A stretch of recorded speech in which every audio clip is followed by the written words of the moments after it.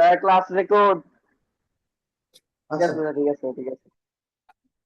এক number MCQ কে একটা আগে এমসিকিউ নিয়ে আলোচনা করি। এমসিকিউ দিব, এমসিকিউ। হুম, যেমন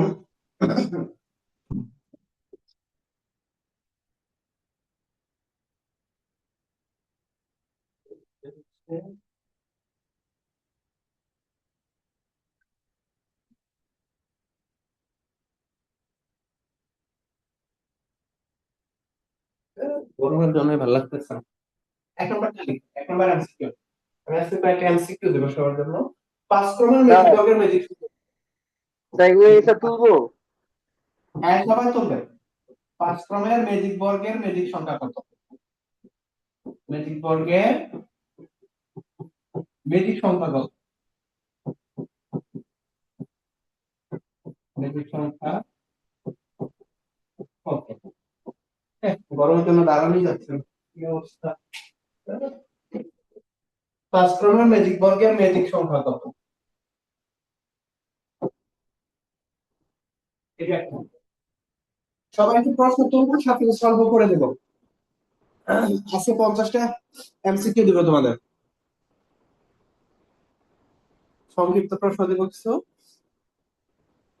আচ্ছা, ম্যাজিক সংখ্যা নির্ণয়ের সূত্রটা কি মনে আছে? জি রাইদা স্যার। বলো তো, ম্যাজিক ম্যাজিক সংখ্যা নির্ণয়ের সূত্রটা কি ছিল? ম্যাজিক সংখ্যা নির্ণয়ের সূত্র কি ছিল?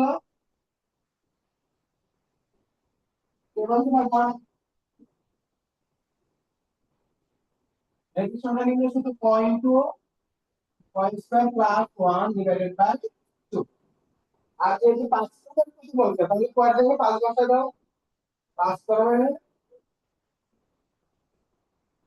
ম্যাজিক বর্গের ম্যাজিক সংখ্যাটা কত আসবে? জাস্ট 5 বসায় দিলাম। তাহলে 5 into 5 square plus 1 divided by কত? 2। তাহলে 5 5 স্কয়ার কত? 25, 25 এর 1 হচ্ছে 26। তো 5 ইনটু 26 ডিভাইডেড বাই 2। এর সাথে সাথে আসবে কত? 13। 5 13 65। তাহলে 5 ক্রমের ম্যাজিক বর্গের ম্যাজিক সংখ্যা হচ্ছে 65। তাহলে 5 ক্রমের ম্যাজিক বর্গের ম্যাজিক সংখ্যা কত? 65। সূত্রটা কি? পয়েন্ট টু কয় স্কয়ার প্লাস 1 ডিভাইডেড বাই 2। अस्सलाम वालेकुम सर। ওয়ালাইকুম আসসালাম। হ্যাঁ, লিখো লিখো। পয়েন্ট টু কয় স্কয়ার প্লাস 1 ডিভাইডেড বাই 2।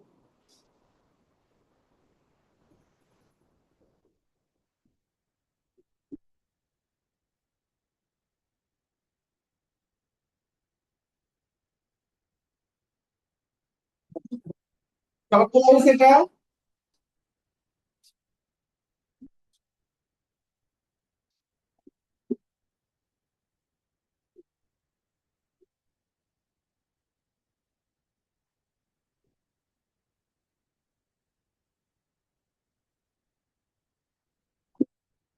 যদি তোলা হয় তাহলে আজকে 50টা এমসিকিউ দিব তোমাদের পরীক্ষার জন্য গুরুত্বপূর্ণ।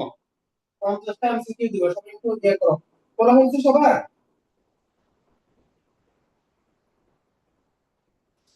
বাচ্চারা,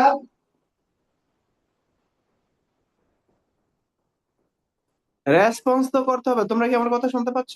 জি স্যার বলেন স্যার। আছি স্যার, সমস্যা নাই। 2 নম্বরে আসো।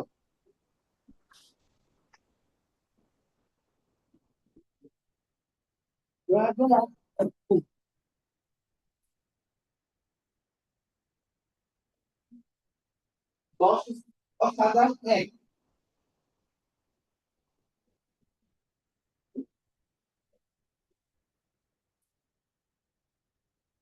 10,000 এক কোন বীজগণিত রাশির সর্বোত্তম পদ?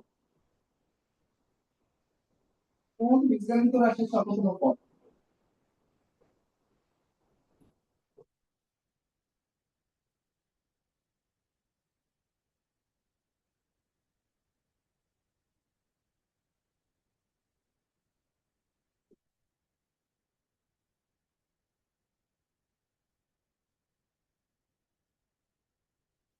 দশ হাজার এক চলে গেছে এটা।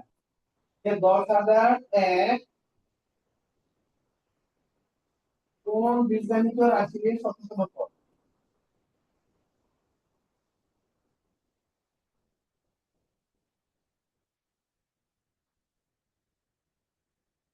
শততম পদ।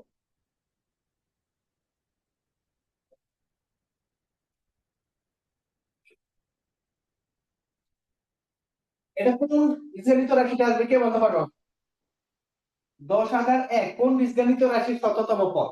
অপশনে দেওয়া এরকম দিল, অপশনে দিল যে ক স্কয়ার প্লাস 1, কত দিল ক স্কয়ার মাইনাস 1, গতে দিল 2 ক প্লাস 1, গতে দিল 2 ক মাইনাস 1। কোনটা হতে পারে কে বলতে পারবা? স্যার cos স্কয়ার প্লাস ক square plus sir 1, sir one square plus 1। ক স্কয়ার প্লাস 1 কোন তাহলে 10,001 কোন বীজগণিত রাশির শততম পদ? শততম মানে কত? 100তম। তার মানে তুমি কয়ের জায়গায় 100 বসাবা, জাস্ট অপশন টেস্ট করবা কোনটার মধ্যে কয়ের জায়গায় 100 বসিয়ে ক্যালকুলেশন করলে তুমি 10,001 পাও, সেটা হচ্ছে আমাদের ফলাফল। তাহলে কোনটা আসে দেখো, এই যে এটা কয়ের জায়গায় 100 বসাও, 100 স্কয়ার মানে কত? 10,000, সাথে হচ্ছে 1, তাহলে অ্যানসার হবে কি 10,001। তাহলে এটা ক স্কয়ার প্লাস 1 তুলে নাও। দুই নম্বরটা হচ্ছে এটা ক স্কয়ার প্লাস 1, ক স্কয়ার প্লাস 1 তোলা হয়েছে সবার?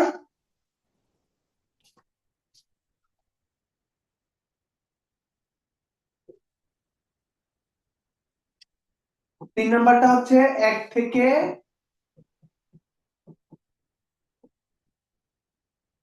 100 পর্যন্ত মোট কয়টি সংখ্যাকে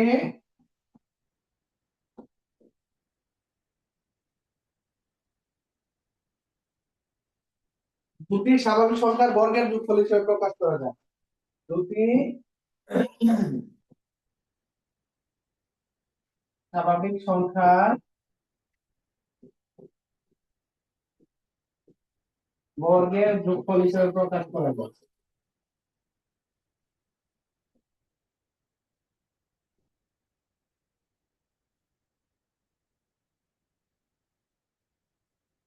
কয়টা আসবে বলো, কে বলতে পারবা? স্যার 35টা। হ্যাঁ, উত্তর আসবে 35টা। দেখো উত্তর 35টি, তো 35টি। 1 থেকে 100 পর্যন্ত 35টি সংখ্যাকে দুটি স্বাভাবিক সংখ্যার বর্গের যোগফল হিসেবে প্রকাশ করা যাবে। সবগুলা সংখ্যাকে করা যাবে না। 100টা সংখ্যার মধ্যে 35টা সংখ্যাকে দুটি স্বাভাবিক সংখ্যার বর্গের যোগফল হিসেবে প্রকাশ করা যাবে।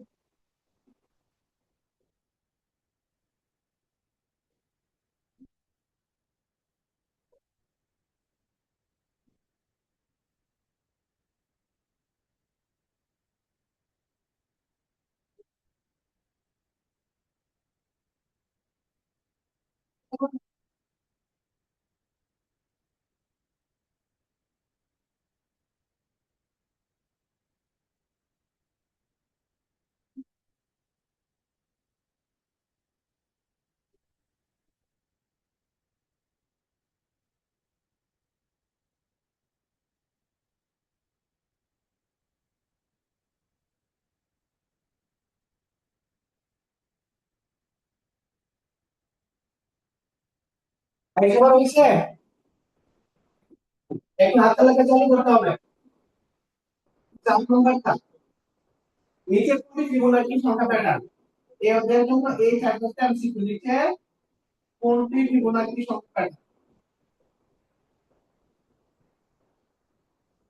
ফিবোনাচি সংখ্যা প্যাটার্ন।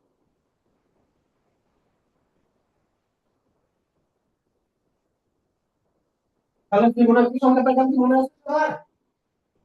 বলো তোমার সাথে একজন বলো। ফিবোনাচি সংখ্যা প্রথম যদি 0 দিয়ে স্টার্ট হয়, 0 এর সাথে 1, 0 আর 1 এ যোগ করলে কত? 1, তাহলে তৃতীয় সংখ্যাটা 1। প্রথম দ্বিতীয় এবং তৃতীয়টা যোগ করলে কত? 2, তাহলে 2। এটা হবে 2। এই 2 আর 1 এ যোগ করলে 3, 3 এর 2 এ যোগ করলে 5, 5 এর 3 এ যোগ করলে 8, 5 আর 8 এ যোগ করলে 13। এটাই ফিবোনাচি সংখ্যা প্যাটার্ন। ঠিক আছে, ওকে। আর এদের জন্য যে তোমার বিজোড় স্বাভাবিক সংখ্যার যোগফল বের করতে বললে কত, যতটা পদ থাকবে ততর উপরে স্কোয়ার। যদি বলে প্রথম 50টি বিজোড় সংখ্যার যোগফল কত, তাহলে 50 স্কোয়ার, 50 স্কোয়ার। আর যদি বলে প্রথম 20টি জোড় সংখ্যার সমষ্টি কত, জোড় সংখ্যাটা কি মনে আছে? জোড় সংখ্যাটা 0.2 + 1। আর ইয়ার বেলায় কি আসবে? আর যদি বিজোড় স্বাভাবিক সংখ্যার সমষ্টি বের করতে বলে ক স্কোয়ার। যদি 50টা পদ বলে তাহলে প্রথম 50টা বিজোড় সংখ্যার সমষ্টি কত, তাহলে 50 স্কোয়ার। ঠিক আছে, শাহাদাত কি আছো নাকি? জি স্যার। ওকে, আচ্ছা তাহলে এদের থেকে এই টাইপের গুলো ইম্পর্টেন্ট। তারপরে হচ্ছে 5 নাম্বার লেখো।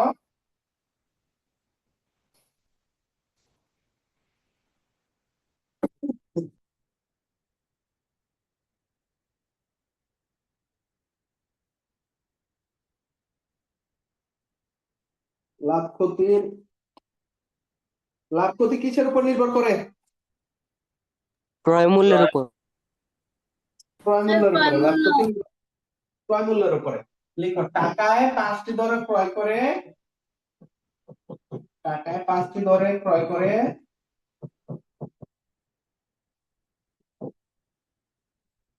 টাকায় 5টি দরে ক্রয় করে 4টি দরে বিক্রি করলে, 4টি দরে বিক্রি করলে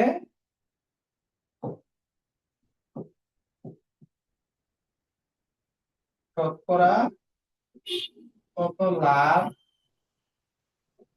বা ক্ষতি হবে? এটা আবারও আসছে, এই যে তোমাদের বৃত্তি পরীক্ষাতে আবার আসছে, এই যে 2026-এর যে বৃত্তি পরীক্ষা গুলো, টাকায় 5টি দরে ক্রয় করে 4টি দরে বিক্রি করলে, টাকায় 4টি দরে ক্রয় করে 5টি দরে ক্রয় করে 4টি দরে বিক্রি করলে শতকরা কত লাভ বা ক্ষতি হবে?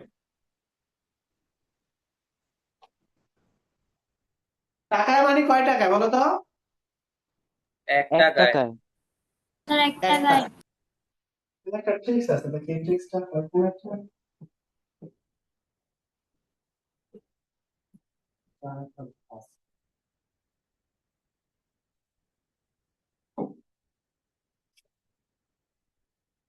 আচ্ছা। আচ্ছা তোমরা একটু এখন খেয়াল করো তো, টাকায় 5টা ধরে কিনছো মানে 1 টাকায় কিনছো 5টা। এটা তাহলে এখানে দেখো, টাকা মানে কি 1 টাকা, তাহলে 5টির ক্রয় মূল্য হচ্ছে কি 1 টাকা, 5টির ক্রয় মূল্য 1 টাকা, তাহলে একটার ক্রয় মূল্য কত? 1/5 টাকা। এই লাভ ক্ষতির ব্যাপার। আচ্ছা আমাকে বলো তো, লাভ হয়েছে না ক্ষতি হয়েছে? আগে দুইটা জিনিস এখানে আগে কনফার্ম হয়ে যাবে। এই অঙ্কগুলা করার পূর্বে আগে তোমরা কনফার্ম হবে যে লাভ হয়েছে না ক্ষতি হয়েছে। কে বলতে পারবে লাভ হয়েছে না ক্ষতি হয়েছে? স্যার লাভ স্যার হয়েছে। লাভ হয়েছে। হ্যাঁ, তুমি 1 টাকা দিয়ে 5টা জিনিস কিনছো আর 1 টাকা দিয়ে 4টা জিনিস বিক্রি করো, তার মানে তোমার কাছে একটা জিনিস আরো থেকে গেল, ওটা তো কিছু না কিছু টাকা বিক্রি করবা, তোমার কাছে তো আছে, তার মানে তোমার লাভ হয়েছে। আগে তোমার কনফার্ম হলো কি লাভ হয়েছে। হ্যাঁ, তাহলে প্রথমে দেখো, এই যে এখানে একটা ট্রিক্স আছে, এরপর আমি তোমাদের ট্রিক্সটা দেখাচ্ছি।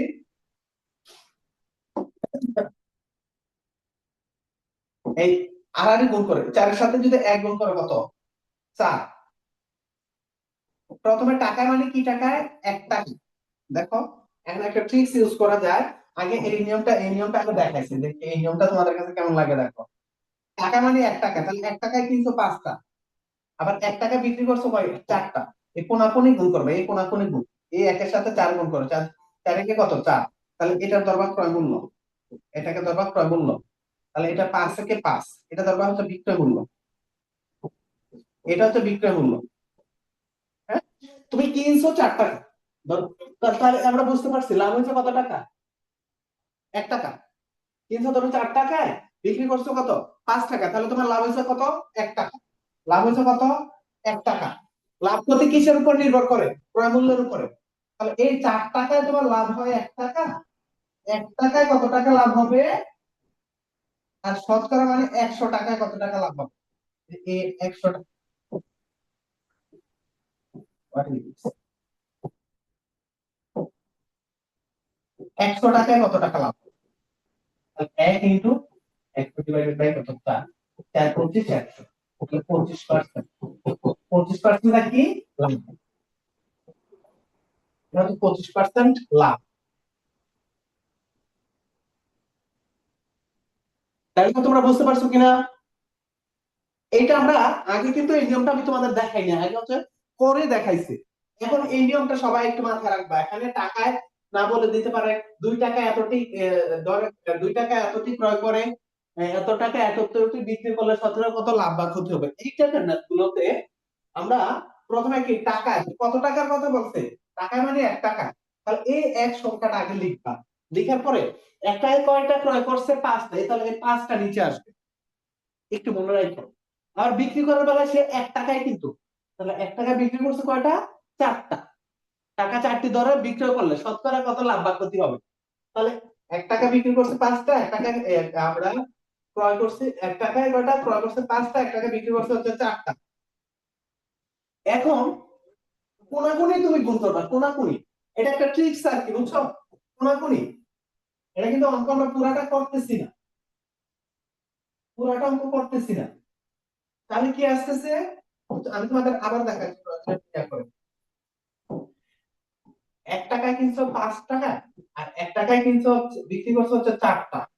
তাহলে এই কোনাকুনি ইয়ে করবে, কোনাকুনি হিসাব করবে এটার সাথে এটা। তাহলে এটা হচ্ছে ক্রয় মূল্য ধরা। প্রথমে কোনাকুনি যেটা পাও এটাকে ধরবা ক্রয় মূল্য। তাহলে ক্রয় মূল্য কত? 4। তাহলে বিক্রি মূল্য 5 এর কে 5, বিক্রি মূল্য হচ্ছে 5 টাকা।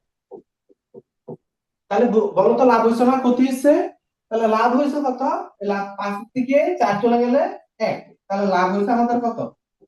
5 বিয়োগ 4, 1 টাকা। টাকা। লাভ ক্ষতি নির্ভর করে কিসের উপরে? ক্রয় মূল্যের উপরে। তাহলে কিনছিলা কয় টাকা দিয়ে? 4 টাকা। লাভ হয়েছে কয় টাকা? 1 টাকা। তাহলে 4 টাকায় লাভ হয় 1 টাকা, 1 টাকায় লাভ হয় 1/4 টাকা। আর হচ্ছে কত তোমার? শতকরা চাইছে, তার মানে 100 টাকায় লাভ হয় কত? 1 ইন্টু এই একটা লিখতে হবে 100 ডিভাইডেড বাই 4, 4 25 100, তাহলে 25% লাভ। লাভ হচ্ছে 25%। কে বুঝো নাই বলো তো? এটা তোমরা আজীবন মনে রাখবে, এই সিস্টেমটা আজীবন মনে রাখো।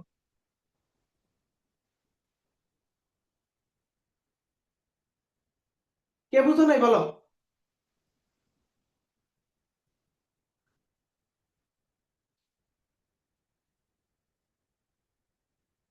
এমন কেউ আছে যে বুঝো নাই?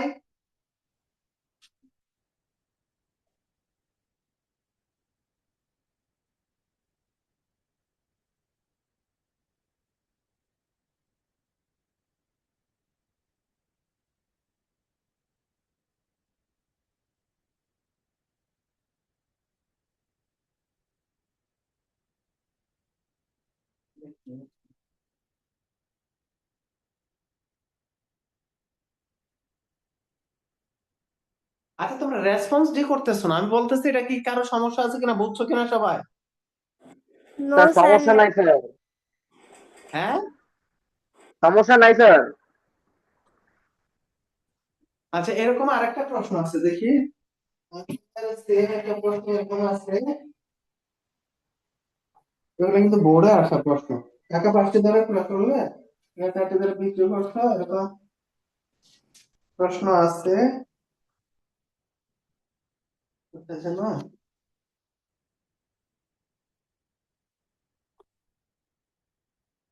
না। এবার আসছে বৃত্তি পরীক্ষাতে,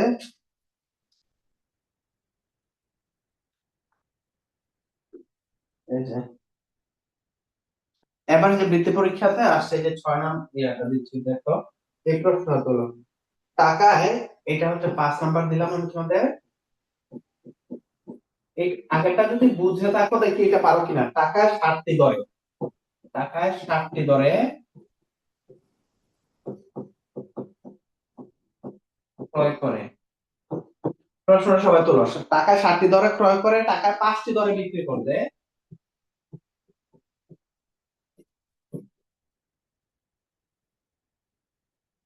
5টি দরে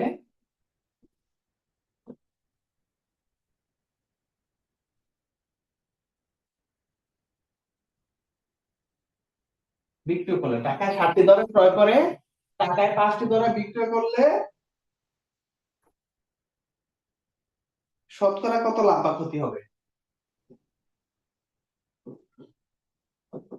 শতকরা কত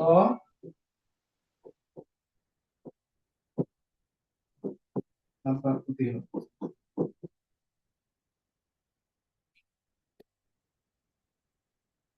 দেখি এটা করতে পারো কিনা। তোমাদের আর 2 মিনিট সময় দিলাম, কিন্তু তোমরা কিন্তু পরীক্ষাতে 2 মিনিট সময় পাবে না, তোমরা সময় পাবে কত মিনিট? 1 মিনিট। আমি তোমাকে 2 মিনিট সময় দিলাম, বের করো। এখন তুমি পরীক্ষা কাজ দিলো।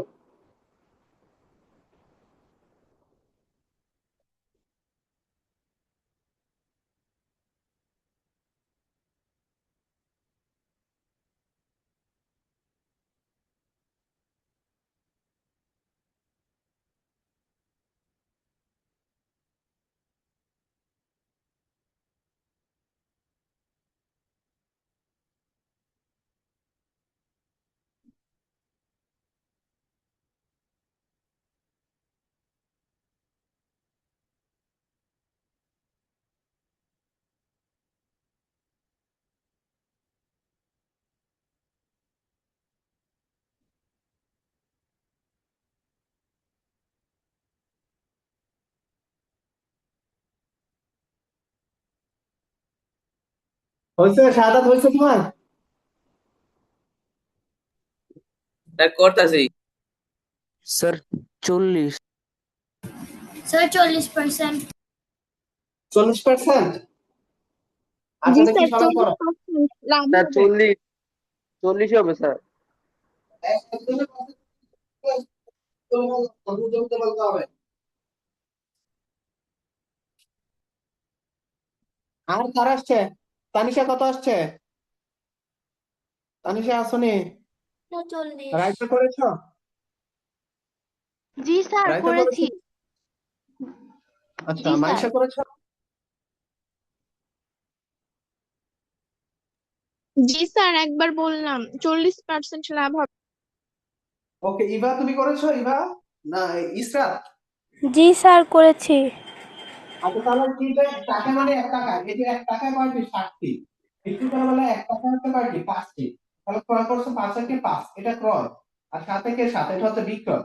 তাহলে যেহেতু বিক্রি করছো 60 টাকায়, কিনছিলে 5 টাকা, তাহলে লাভ হলো কত টাকা? 2 টাকা। আর লাভ ক্ষতি নির্ভর করে কিসের উপরে? ক্রয় মূল্যের উপরে। তাহলে কিনছিলে কত টাকা দিয়ে? 5 টাকা। তাহলে 5 টাকায় লাভ হয় 2 টাকা। তাহলে 1 টাকায় লাভ হবে কত? 2/5 টাকা। 100 টাকায় লাভ হবে কত?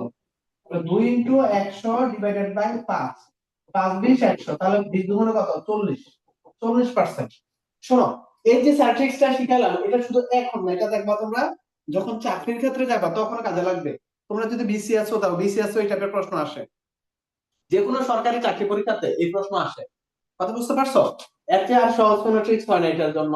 এটা খুবই তোমার একটু মনে রাখলে, এটা কয়েক সেকেন্ডের মধ্যে করে ফেলা সম্ভব, এটা 1 মিনিটও লাগে না যদি এই নিয়মটা মনে রাখো।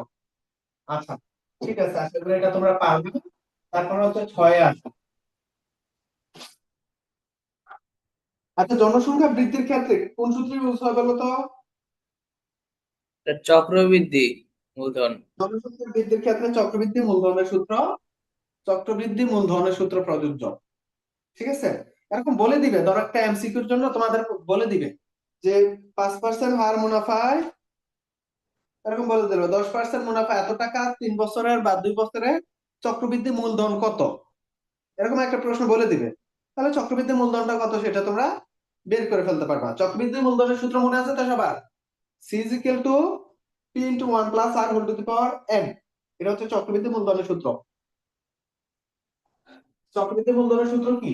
C equal to P into 1 plus R whole to the power N. এটা চক্রবৃদ্ধি মূলধন। ঠিক আছে, এই চক্রবৃদ্ধি মূলধনের সূত্রটা লিখো, এটাও আসতে পারে এমসিকিউ তে। নিচের কোনটি চক্রবৃদ্ধি মূলধনের সূত্র?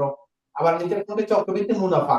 যদি চক্রবৃদ্ধি মুনাফার সূত্র বের করতে বলে, চক্রবৃদ্ধি মুনাফা, এই চক্রবৃদ্ধি সৃজনশীল পথে যদি আসে চক্রবৃদ্ধি মুনাফা, চক্রবৃদ্ধি মুনাফা নির্ণয়ের সূত্র কি? C minus P.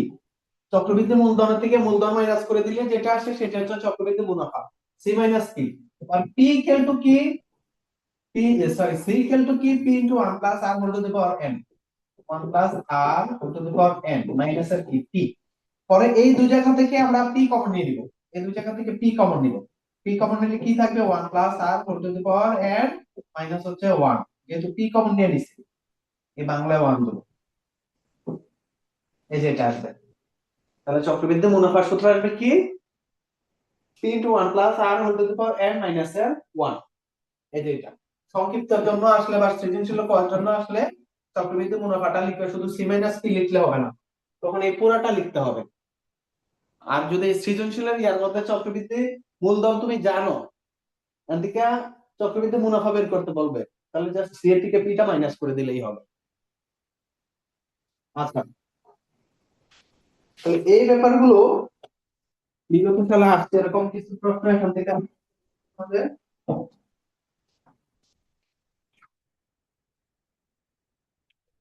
যেমন আর এই অধ্যায় থেকে দ্বিতীয় অধ্যায় থেকে এই সূত্রগুলো একটু মনে রাখো, যে দ্বিতীয় অধ্যায় থেকে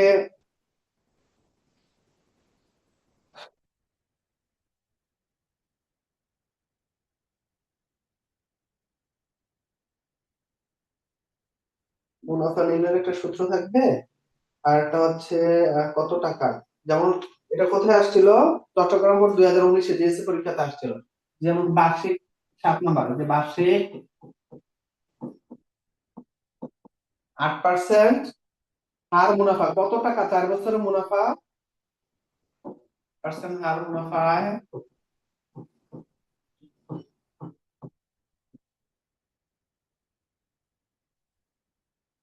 কত টাকা, 4 বছরের মুনাফা 480 টাকা হবে। 4 বছরের মুনাফা 480 টাকা। তাহলে কি চাইছে, বার্ষিক 8% হার মুনাফা। তার মধ্যে তুমি আর এর মান জানো, এটা হচ্ছে আর এর মানটা, ঠিক আছে, এটা হচ্ছে আর এর মানটা। তারপর 4 বছরের সময়টা, এটা হচ্ছে এন এর মান। আর মুনাফা, মুনাফা এটা হচ্ছে কিসের মান, আই এর মান। জানো না কোনটা, তাহলে পি এর মান কত টাকা, কত কত টাকা, কত টাকা বলতে এখানে কোনটাকে বোঝানো হয়েছে, পিটা, পি এর মানটা কত সেটা তোমার বের করতে হবে, ঠিক আছে। তাহলে পি ইকুয়াল টু কি, সবাই তো এই সূত্র জানো, I equal to P R N, I equal to P R N, তাহলে P R N equal to কি আই লেখা যায়, আই ইকুয়াল টু যদি পি আর এন হয় তাহলে P R N equal to I.